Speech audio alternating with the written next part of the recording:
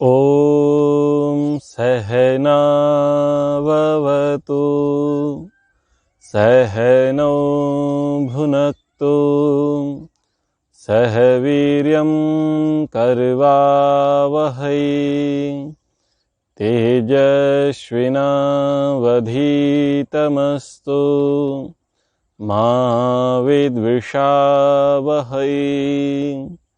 ओम शांति शांति शांति। वैदिक पाठशाला के अंतर्गत मनुस्मृति की इस कक्षा में आप सभी का स्वागत है। कल हमने पितृयज्ञ के संबंध में शास्त्रीय चर्चा को देखा। आज हम वली वैश्व देव यज्ञ के विषय में चर्चा करेंगे। प्रत्येक गृहस्थ को इस प्रसंग को ध्यानपूर्वक सुनना चाहिए और इसमें धैर्य भी बहुत आवश्यक है। गंभीर विषय है और आपके जीवन से जुड़ा हुआ है। आप जो कर्मकांड करते हैं, जो पूजा पाठ करते हैं या जो भी भोग लगाते हैं, अर्पण करते हैं, उससे ये प्रसंग जुड़ा हुआ है और ये आपके लिए बहुत महत्वपूर्ण है। इसलिए इस प्रसंग को आपको पूरा जानना समझना चाहिए। दूसरी, हमारी संस्कृति किस प्रकार की बलि की समर्थक है और हमारी संस्कृति के साथ कैसी बलि जोड़ दी गई, उस पर भी हमें आज ध्यान देना है, समझना है और शास्त्र उसके विषय में क्या कहते हैं और शास्त्रों के द्वारा ही उनके मनगढ़ंत अर्थ निकाल करके क्या मिथक, क्या भ्रांतियाँ स्वार्थी तत्वों के द्वारा फैलाई जाती हैं और एक जो श्रेष्ठ संस्कृति है जिसमें दया है, करुणा है, प्रेम है, परोपकार है, उस संस्कृति में बलि, मांसाहार, व्यभिचार और बहुत सारी कुप्रथाएं जोड़ दी जाती हैं, तो उसको हमें ध्यान से देखना है। तो प्रसंग चल रहा है कि 5 महायज्ञों का विधान, 5 प्रकार की पूजा व्यक्ति को, प्रत्येक गृहस्थ को प्रतिदिन करना चाहिए। ईश्वर का ध्यान, हवन करना, माता पिता की सेवा करना और ये है चौथा बलि वैश्व देव यज्ञ, जो व्यक्ति को करना चाहिए और जो बहुतायत मात्रा में भारत में जो सनातन परिवार हैं, हिंदू परिवार हैं, वैदिक परिवार हैं, जिनमें यह होता ही है। लेकिन कहीं कहीं पर मान्यता में विकृति आ गई है, वर्ण संकरता आ गई है, भ्रम हो गया है, तो उसको हम क्रमशः समझने का प्रयास करते हैं। श्लोक संख्या 84 है। वैश्वदेवस्य सिद्धस्य गृहिणोग्नो विधिपूर्वकम् आभ्याकुर्याद देवताभ्यो ब्राह्मणो होम मन्वहम्। ब्राह्मण अर्थात प्रत्येक द्विज व्यक्ति। अब क्या कुछ लोग अर्थ का अनर्थ करते हैं, जो संस्कृत नहीं पढ़ते, जानते नहीं हैं प्रकरणों को, वो शब्द के पीछे लठ लेकर के पड़ जाते हैं। जैसे कहीं पर आप देखेंगे कि पुत्रेष्टि यज्ञ लिखा है, पुंसवन संस्कार है पुत्र प्राप्ति के लिए, और पुत्र पुत्र पुत्र इस प्रकार से बहुतायत मात्रा में संबोधन होता है। तो जो स्वार्थी तत्व होते हैं या जो मूर्ख तत्व होते हैं, जिनकी बुद्धि का दिवालिया निकल चुका है, वो ये कहते हैं कि ये तो पुत्र की प्रधानता की बात करते हैं, जबकि पुत्र का अर्थ संतति होता है और संतति में स्त्री और पुरुष दोनों होते हैं, कन्या और बालक दोनों होते हैं। तो ये बहुत बड़ा भ्रम होता है और ऊपर वाले व्यक्ति को, यानी जो श्रेष्ठ है, संबोधित उसको किया जाता है जो मुख्य है, और उसके अंतर्गत जो हैं वो अंडरस्टूड हैं, यानी उनका संबोधन अपने आप ही मान लिया जाता है। जैसे आपके यहाँ पत्रिका आती हो किसी के यहाँ से निमंत्रण की, विवाह की, आदि आदि, तो आप छोटे व्यक्ति हैं आयु में, पद में और संबंध में, तो वहां पर पर्टिकुलर आपका नाम नहीं आएगा। जो आपके घर के बड़े बुजुर्ग हैं उनका नाम पहले आएगा, और उनका नाम आ गया यानी वहां सपरिवार लिख दिया गया, यानी उनका नाम आ गया, तो उनके नाम आने पर आप सभी का नाम उसमें आ ही गया। तो ये एक हमारे यहाँ भारत में, हमारे समाज में एक परंपरा है कि हम बड़े को मुख्यता देते हैं, बड़े को प्रधानता देते हैं, पर उसका ये अर्थ नहीं है कि ये केवल बड़े के लिए ही है, अन्यों के लिए नहीं। ऐसा समझ लेना भ्रम है मूर्खता है, बुद्धि का दिवालियापन है। तो बहुत सारे लोग हैं जो स्मृति शास्त्रों को समझते नहीं हैं, शास्त्रों की संरचना को समझते नहीं हैं। तो यहाँ पर श्लोक में ब्राह्मण शब्द आया है। तो ब्राह्मण शब्द का अर्थ ये नहीं है कि केवल ब्राह्मण, जबकि इसके भाष्य में लिखा है अर्थात प्रत्येक द्विज व्यक्ति। ब्राह्मण शब्द आ गया है तो इसका अर्थ यह है कि जो ब्राह्मण तो मुख्य व्यक्ति है समाज का, उस व्यक्ति को निर्देश कर दिया गया, अर्थात उससे जो नीचे के वर्ग हैं, क्षत्रिय वैश्य आदि, उनके लिए भी यह निर्देश है। अब आप ये देखिएगा, कहीं पर भी जब भी आप पढ़ें मात्र और ही इन दो शब्दों का प्रयोग हो तो मान लीजिएगा कि ये केवल पर्टिकुलर व्यक्ति के लिए ही संदेश है। लेकिन मात्र और ही का वहां पर वाचक नहीं है और वर्णन नहीं है, तो इसका ये अर्थ है कि फिर वो अन्यों के लिए भी है। अब यदि यहाँ पर लिखता कि केवल ब्राह्मण को ही, मात्र ब्राह्मण को ही, मात्र यानी वो फिर सीमा तय हो जाती है। ही लिख दिया यानी ही निश्चयात्मक होता है, वो भी एक तय हो जाता है कि केवल उसको ही देना है, अन्य को नहीं। केवल मात्र इतना ही, उससे अधिक नहीं। तो मात्र और ही का अगर प्रयोग हुआ है तो समझ लीजिए पर्टिकुलर व्यक्ति, इंडिविजुअल है। लेकिन यदि वो मात्र और ही का प्रयोग नहीं है और वहां पर किसी बड़े व्यक्ति की संज्ञा दे दी गई है, बड़े पद की संज्ञा दे दी गई है, तो उसका ये अर्थ है कि अब ये उसके अधीनस्थ जितने हैं उन सभी के लिए है। तो ये भाव व्यक्ति को समझ में आना चाहिए। आगे पढ़ता हूं। तो ब्राह्मणा गृही अग्नौ, ब्राह्मण अर्थात प्रत्येक द्विज व्यक्ति, गृही अग्नौ पाकशाला की अग्नि में, यानी जो चूल्हा है वो, विधि पूर्वकम विधि पूर्वक सिद्ध से वैश्वदेव से, सिद्ध तैयार हुए बलि वैश्वदेव यज्ञ के भाग वाले भोजन का अनवहम प्रतिदिन आभ्या देवताभ्या होमम कुर्यात, इन देवताओं ईश्वरीय दिव्य गुणों के चिंतन पूर्वक आहुति देकर हवन करें। तो बलि का क्या विधान किया? बलि का सबसे पहला ये विधान किया कि आप भोजन बना रहे हैं तो भोजन बनाते समय प्राथमिक रूप से भोजन बनाते समय जो अग्नि है, जो चूल्हा है, उसी में आप पहला एक भाग धरें, एक हिस्सा दें। तो जो चढ़ाने का होता है वो सारा प्रसंग आप इसमें ध्यान से सुनिएगा। बहुत सारे परिवारों में आपने देखा होगा पुराने समय में, या आपने कभी अपनी माताओं को देखा हो कि जब वो चूल्हे पर भोजन बनाया करती थी, पकाया करती थी, तो पहला निवाला यानी जो पहले भोजन बन के आता था वो वहीं चूल्हे की अग्नि में डाल दिया कर देती थी। ये बलि वैश्वदेव यज्ञ का एक छोटा सा रूप है। ऐसी बहुत सारी चीजें आपको देखने को मिलेंगी। तो पाकशाला की अग्नि में विधि पूर्वक तैयार किए हुए भोजन का आपको बलि वैश्वदेव यज्ञ करना है। किनके लिए? जो ईश्वरीय गुण धारण करने वाले हैं, तो ऐसी चिंतन पूर्वक आहुति देना है। सत्यार्थ प्रकाश के चौथे समुल्लास में गृहस्थों के लिए स्वामी दयानंद जी कहते हैं कि जब भोजन सिद्ध हो जाए तब जो कुछ भोजनार्थ बने उसमें से खट्टा, लवणान्न और छार को छोड़ के घृत मिष्ट युक्त अन्न लेकर चूल्हे से अग्नि अलग अलग धर निम्नलिखित मंत्रों से विधि पूर्वक होम करे। तो यहाँ पर मैं सभी के लिए कहना चाहता हूँ, जो पौराणिक समाज है, जो पूजा पाठ करता है, जो देवताओं की प्रतिमाओं को पूजता है, पूर्वजों की प्रतिमाओं में आस्था रखता है, वो वर्ग, और एक वो वर्ग जो इन पौराणिक विचारधाराओं को कम जान करके, कम मान करके जो शास्त्रीय विचारधारा है, वैदिक विचारधारा है, उसको अधिक मानता है। उन दोनों ही प्रकार के गृहस्थियों को, अथवा ये कहें कि जो निराकार के उपासक हैं, अथवा जो साकार रूप में ब्रह्म को मान लेते हैं वो लोग, अथवा ये कहें कि जो सनातन धर्मी हैं, और एक वो जो सांप्रदायिक हैं, जो वैष्णव, शैव, शाक्त आदि आदि हैं तो सभी गृहस्थी, और सभी वो बलि वैश्वदेव यज्ञ का कार्य करते हैं। सभी बनाए हुए भोजन का भाग वो होम करते हैं। तो वो सभी इस नियम को सुने। ये नियम सभी के लिए है। क्या है कि जब भोजन बना है, जो प्रसादी आपने बनाई हुई है, उसमें नमक नहीं होना चाहिए, उसमें खट्टा नहीं होना चाहिए, उसमें नमक नहीं होना चाहिए। यानी नमक से रहित होकर के, मिर्च से रहित होकर के, खट्टे से रहित होकर के आपको प्रसादी बनानी है। और वो कैसी बनानी है? जिसमें घी पड़ा हो और मीठा पड़ा हो, ऐसा।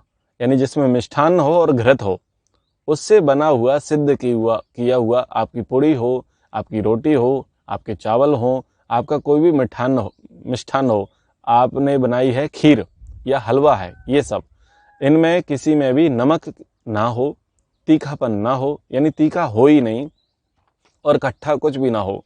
प्रायः परिवारों में क्या होता है, जैसे बहुत सारे गांवों में हम देखते हैं, जो भंडारे का भोजन बनता है, तो भंडारे के भोजन में सबसे पहले एक मान्यता चलती है कि भाई इसको देवताओं को समर्पित करो।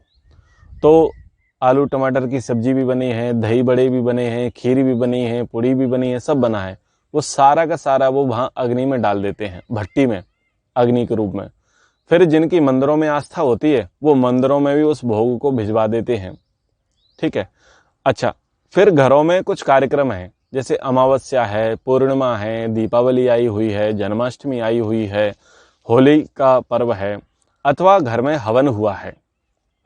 ठीक है, घर में हवन हुआ है, पूजा पाठ हुआ है, या वेद पारायण हवन हुए हैं, यज्ञ हुए हैं।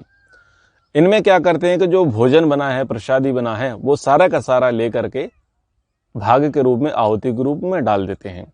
तो ऐसा कोई भी ना करे। आपको यदि भोजन की आहुति देनी है, आपको मिष्ठान्न की देना है, तो आप ये ध्यान अवश्य रखें कि उसमें, यानी आपकी खीर में, यानी चावलों में नमक ना हो, आपने जो हलवा बनाया उसमें नमक ना हो, आपने जो पूड़ी बनाई है, रोटी बनाई है, उसमें नमक ना हो, और जो भी खट्टा, तीखा, नमक युक्त भोजन है, उसको आप अग्नि को समर्पित ना करें। ये विधान है कि हमको नहीं करना है। तो ये बात आप सभी की गृहस्थियों के लिए समझने के लिए है, क्योंकि हवन में लवणान का निषेध है, यानी जो अग्नि को नमक युक्त, खट्टा मिला हुआ, तीखा मिला हुआ, ये देने का निषेध है। इनवैलिड माना गया है, इसको वैलिड नहीं माना गया है। जो वैलिड माना गया है, जिसका विधि किया है, जिसका नियम किया है, वो है घृत का, वह है मिष्ठान्न का। तो उस प्रकार से हमको आहुति देनी चाहिए। ठीक है। अब आप देखते हैं कि परिवारों में कुछ लोग बलि वैश्व देव यज्ञ की आहुतियां देते हैं। जो लोग नित्य प्रतिदिन हवन करते हैं, वो बलि वैश्व देव यज्ञ की आहुतियां देते हैं, तो उनको आहुतियों का अर्थ पता नहीं होता है। तो वो यहाँ पर मनुस्मृति के श्लोक संख्या 85, श्लोक संख्या 86 और श्लोक संख्या 85 और 86 में ही देख लेवे, उनको यहाँ उन मंत्रों की व्याख्या मिल जाएगी जो सुष्टकृत बलि वैश्व देव यज्ञ के लिए जो आहुतियाँ होती हैं, उसका विषय, उसका वर्णन यहाँ पर किया हुआ है। तो वो लोग इस प्रसंगों को यहाँ पर देख लें, समझ लें। अब आप एक चीज देखते हैं कि जब प्रसादी चढ़ाई जाती है, जैसे हम पहले, बहुत पहले, कई वर्षों पूर्व सत्यनारायण की कथा किया करते थे। तो सत्यनारायण की कथा में जब कथा का समापन होता था, तो उसके बाद हम नारियल फोड़ते थे। तो नारियल फोड़ते थे, तो नारियल की जो गिरी है, जो सफ़ेद भाग है नारियल, उसका कुछ भाग लेते, कुछ आगे फेंकते, कुछ पीछे फेंकते, कुछ दाएं फेंकते, कुछ बाएं फेंकते। अब ये हमें पता नहीं क्यों फेंकते हैं, बस वो हमारे पिताजी फेंकते थे अथवा अन्य पंडित जी फेंकते थे, तो उस परंपरा से हम उस चीज़ को सीख गए। परिवारों में भी हमने ऐसे ही देखा कि जब कुछ प्रसादी भोग बनाया जाता था, तो उसको चारों दिशाओं में फेंका जाता था। तो ये क्या है? तो ये एक शास्त्रीय विधान है जो थोड़ा परिवर्तित हो गया। फेंकने का नियम नहीं है कि आपने पीछे फेंक दिया, आगे फेंक दिया, इस तरफ फेंक दिया और इस तरफ फेंक दिया। ये चार दिशाओं में भाग रखने का नियम होता है, और उसके जो मंत्र होते हैं, ओम सानुगाय इंद्राय नमः, इससे पूर्व दिशा में हमको भोजन रखना होता है। ओम सानुगाय यमाय नमः, इससे दक्षिण दिशा में रखना होता है। ओम सानुगाय वरुणाय नमः, इससे पश्चिम दिशा में। ओम सानुगाय सोमाय नमः, इससे उत्तर दिशा में। तो जो छोटे छोटे प्राणी होते हैं, बहुत छोटे छोटे, यानी कीट हैं, पतंग हैं, चिंटियां हैं, वो छोटे छोटे प्राणी हैं, लघु प्राणी हैं, तो उनके लिए चारों दिशाओं में, हमारी चारों दिशाओं में हम भोजन रखें। चारों दिशाओं का भाग ये है कि हम केवल एकाकी नहीं हैं, क्योंकि हमारा मनुष्य जीवन है और हम गृहस्थ हैं। तो केवल और केवल मनुष्यों के पालन पोषण करने का हमारा दायित्व नहीं है। हमारा दायित्व उन पर भी है जो बहुत छोटे हैं, बहुत सूक्ष्म हैं, जो कीट पतंग हैं, जो चिंटियां हैं, जो छोटे छोटे जीव हैं। उनकी भी जिम्मेदारी गृहस्थ के ऊपर होती है। तो एक गृहस्थ भोजन बाद में करता है। जो मनुष्य है, जो बुद्धिमान जिम्मेदार धार्मिक मनुष्य है, वो भोजन का निवाला पहले खुद नहीं लेता। बहुत बड़ी संस्कृति है कि पहला प्रतिनिधि के रूप में वो भोजन का भाग उस अग्नि को देता है, जिस अग्नि के कारण वो भोजन पका। वो पहला निवाला, वो पहला भाग उसको दिया जाता है, उस अग्नि को दिया जाता है, उस अग्नि परमात्मा को दिया जाता है, जिसने इस धरती पर हमारे लिए अन्न की व्यवस्था की। उसको ध्यान में रखते हुए वो हम देते हैं।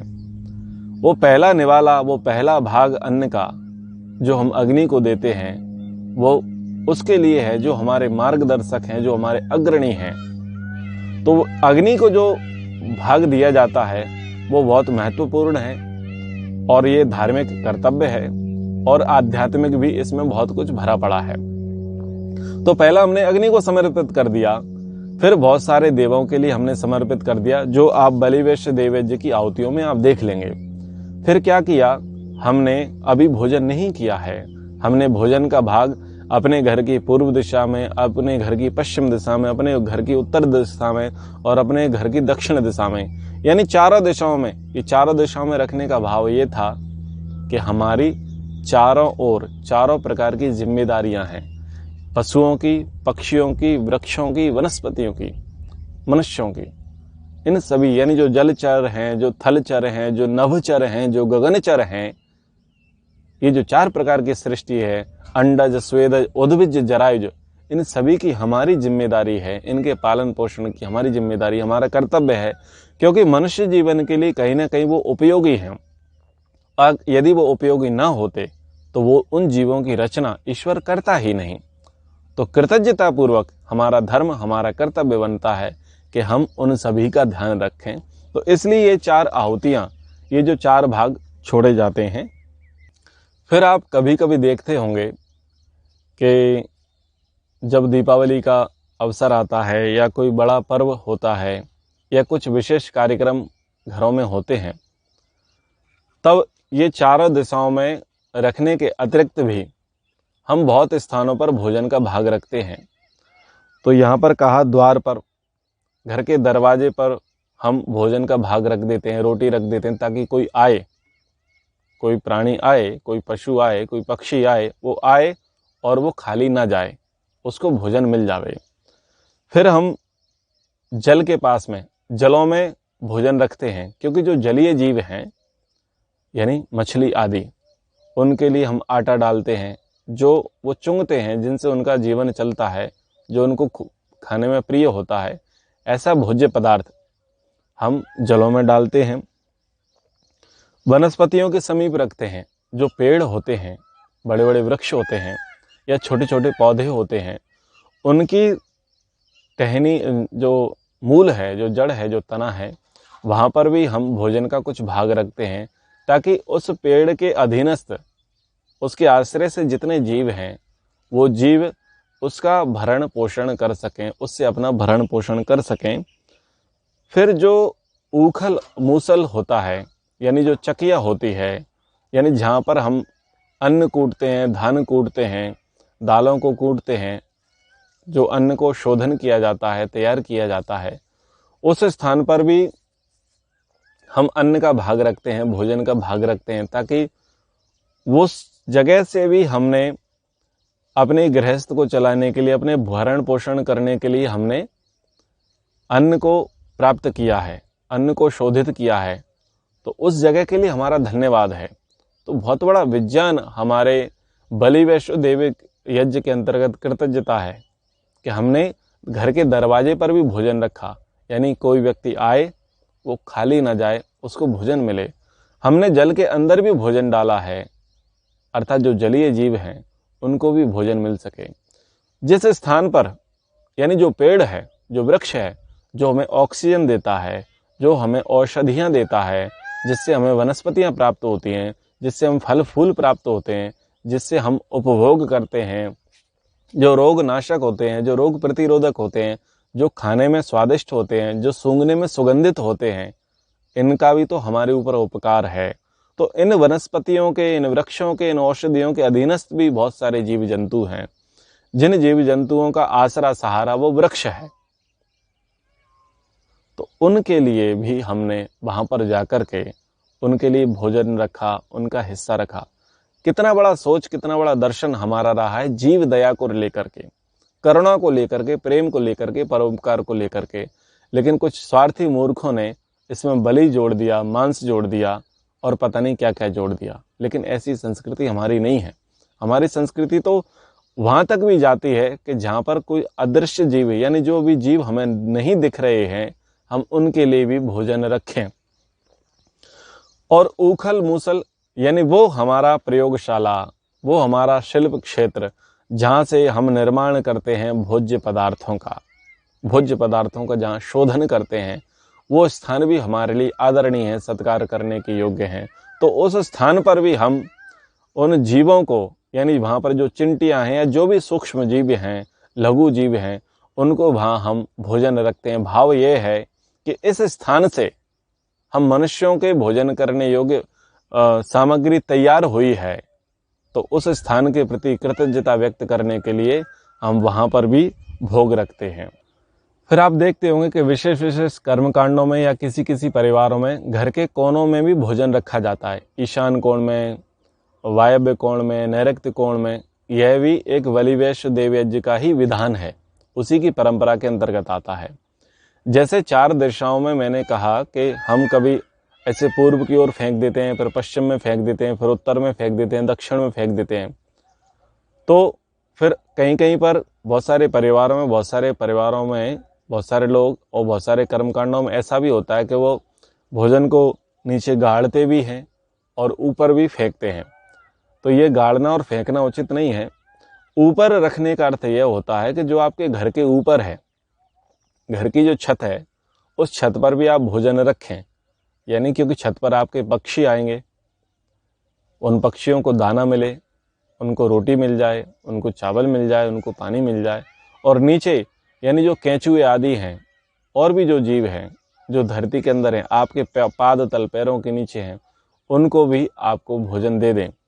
तो ये सब प्रकार के लोगों के लिए भोजन का विभाग होता है। जब इन सब को हम दे चुके होते हैं भोजन, यानी अग्नि को दे दिया, हवन की आहुतियाँ कर दी, हमने 4 दिशाओं में, 6 दिशाओं में, 10 दिशाओं में, क्योंकि पूर्व पश्चिम उत्तर दक्षिण भी दे दिया, ऊपर नीचे भी दे दिया, और 4 जो अन्य दिशाएं हैं, नैऋत्य, वायव्य, ईशान आदि, इनमें भी हमने भोजन का भाग रख दिया। हमने जल को भी भोजन दिया, जल के क्षेत्र को, ऊखल के क्षेत्र को भी भोजन दिया, वनस्पतियों के क्षेत्र को भी भोजन दिया। जब ये सब जो छोटे जीव जंतु हैं, छोटे जीव प्राणी हैं, उनको हम भोजन दे चुके होते हैं, उसके बाद परिवार में जो पिताजी हैं, जो अतिथि हैं, जो हमारे सेवक हैं, जो बालक हैं, उनको भोजन दिया जाता है। और उनको भोजन देने के बाद जो हमारे आसपास लोग देखते हैं, जो अपनी आजीविका चलाने में असमर्थ हैं, यानी उनके पास इतना भी सामर्थ्य नहीं होता कि वो 2 समय का भोजन कर सकें, जो तन ढकने के लिए वस्त्र पहन सकें, जो रोगी हैं, जो विकलांग हैं, जो साधनहीन हैं, उनके लिए भी हम भोजन, यानी उनकी भी सेवा शुश्रूषा, उनके भी चिंतन, हित चिंतन हम करते हैं। तो ये सब बलिवैश्य देवयज्ञ के अंतर्गत आता है। इतना बड़ा चिंतन, इतना बड़ा दर्शन ये हमारे शास्त्रों का रहा कि गृहस्थी तब भोजन करेगा जब वो सबको भोजन करा चुका होगा। जब गृहस्थियों की ऐसी भावना रही, तब गृहस्थ, तब समाज समृद्ध रहा। और जब गृहस्थियों की ये भावना आ गई कि सब तो हमें कोई मतलब नहीं है सभी से, लेकिन भोजन बना लिया और पहला भोजन हम करेंगे, हमारे बच्चे करेंगे, हमारे पति करेगा, हमारी पत्नी करेगी, माता पिता को भी बाद में पूछेंगे, अतिथियों को बाद में पूछेंगे, नौकरों को बाद में पूछेंगे, जब बच जाएगा तो गाय और कुत्ते को पूछेंगे, यानी क्रम उल्टा कर दिया। जब क्रम उल्टा कर दिया गया देने का, तो गृहस्थ की जो मानसिकता है वो समाप्त हो गई। तो ये बहुत बड़ा जीवन दर्शन है, बहुत बड़ा चिंतन है, जिस पर हमें चिंता करनी चाहिए, ध्यान रखना चाहिए। इसमें लिखा है कुत्ते को हमें रोटी देनी है, उसको भोजन देना है। चांडाल है, जो पतित है, जो रोगी है, जो गलितांग है, उसको हमें भोजन देना है। हम गाय को भोजन देना है, कीट पतंगों को भोजन देना है, और परिवार के जो बड़े बुजुर्ग हैं पहले उनको भोजन देना है। परिवार के जो सेवक हैं उनको भोजन देना है। परिवार में जो बच्चे हैं उनको भोजन देना है। उसके बाद में उस गृहस्थ का नंबर आता है, बाद में वो भोजन करेगा। तो ये भोजन देने की परंपरा, यानी बलि देने की परंपरा, यानी भाग देने की परंपरा, यानी सबको खिला करके खुद खाने की परंपरा हमारे भारतीय समाज की रही, भारतीय ऋषि परंपरा की रही, भारतीय महापुरुषों का रहा, और ये हमारा चिंतन रहा। ये चिंतन आपको पूरी दुनिया में किसी भी संस्कृति में नहीं मिलेगा। और ये चिंतन, ये जीवन दर्शन, ये व्यवहार की आज हमें पुनः स्थापना करनी होगी। जितनी मात्रा में संक्रमण आ चुका है, विकार आ चुके हैं, उनको हमें ठीक करना होगा। जो बलिवेश देवयज्ञ नहीं करना जानते हैं उनको इस चीज़ को सीखना होगा। आप क्या करें, आप बलिवेश देवयज्ञ के लिए सर्वप्रथम जो भी आपने भोजन बनाया है उस अच्छे भोजन को आप पहले अग्नि को समर्पित करें। आप गाय के लिए भोजन छोड़ें, आप कुत्ते के लिए भोजन छोड़ें, आप पक्षियों के लिए भोजन छोड़ें, आप कीट पतंगों के लिए भोजन छोड़ें, आप जलीय जीवों के लिए भोजन छोड़ें। जो आपके आसपास गरीब हैं, असहाय हैं, निशक्त हैं, रोगी हैं, उनके लिए आप भोजन का प्रबंध करें। जो परिवार में बड़े बुजुर्ग हैं उनको पहले भोजन दें, जो बच्चे हैं उनको पहले भोजन दें, अंत में सबको खिलाने के बाद आप भोजन करें। इस प्रकार से एक गृहस्थ का चिंतन होना चाहिए। इससे बहुत पॉजिटिव एनर्जी क्रिएट होती है, हमारे अंदर धार्मिकता आती है, हमारे अंदर दया, परोपकार और करुणा के भाव अधिक जागृत होते हैं। आशा है आज की कक्षा आपके लिए बहुत ही उपयोगी रही होगी। फिर भी आपके कुछ संदेह, कोई शंका, कोई जिज्ञासा हो तो आप कहिएगा। आज की कक्षा को हम यहीं विराम करते हैं। ओम सर्वेभ्यो नमः।